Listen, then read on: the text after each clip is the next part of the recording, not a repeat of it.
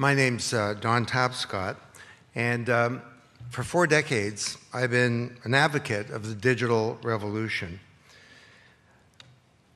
And I wrote a couple of books in the 1980s that nobody read. I think my mother bought most of the copies.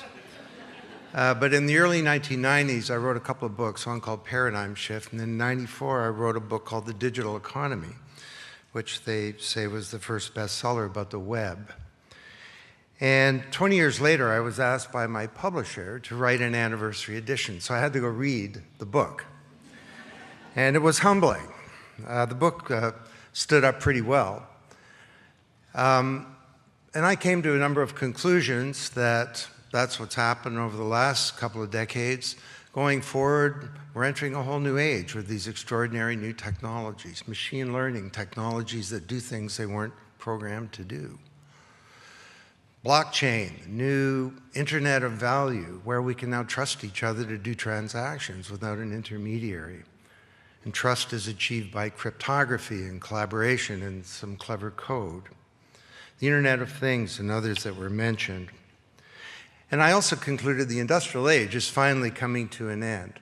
And overall, the book was quite upbeat, but the subtitle was Promise and Peril in the Age of Networked Intelligence. And I did write a little section on the dark side, things that could go wrong. And when I reviewed every one of them, check, check, check, check, all of them had gone wrong. So I'm going to talk about 4 of them tonight. There's a long list. And to kind of give you my views about what is to be done to go forward. The first was, I said there's a danger that we'll lose our basic right to privacy and that a small handful of people will capture our data. Well, that kind of happened. I've been referring to it recently as digital feudalism. Remember, before capitalism all around the world, we had the feudal system. You didn't work for a wage.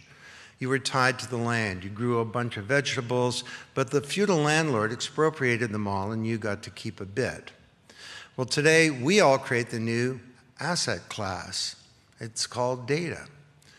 And this is perhaps the most important asset class ever. We create it, but it's expropriated by all these landlords and you get to keep a couple of cabbages.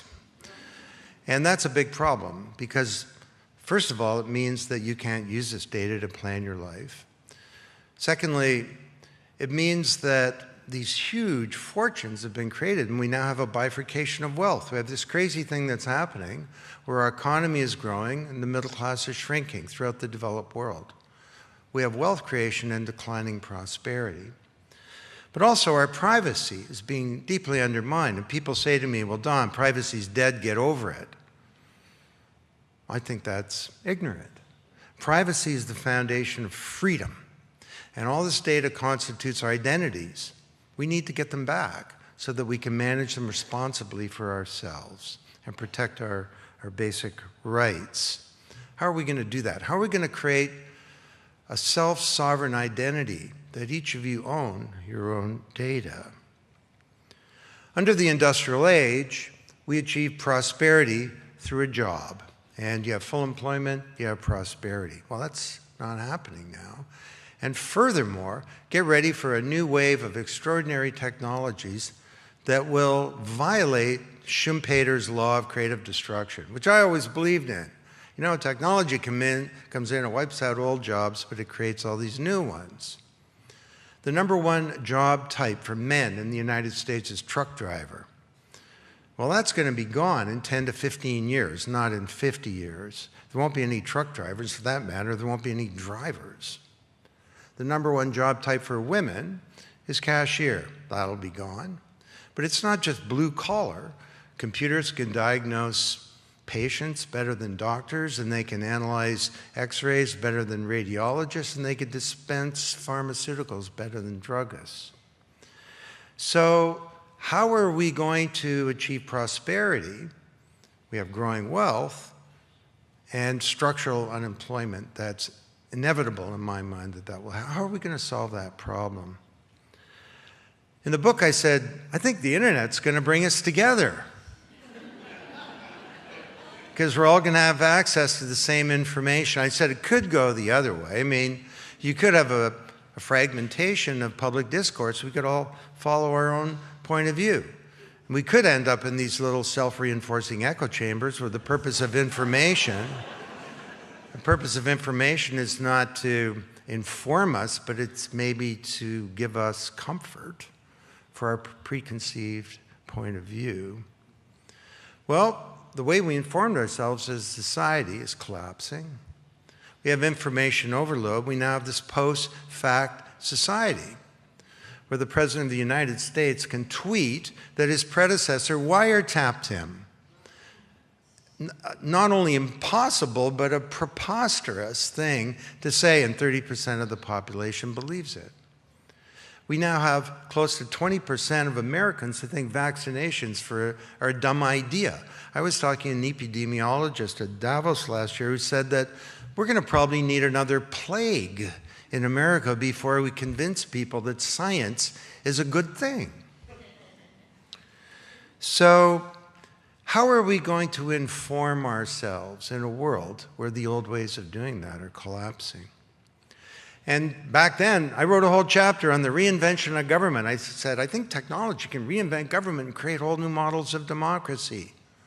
Is there anyone here who thinks technology has transformed government for the better? Some of you are still trying to get a paycheck.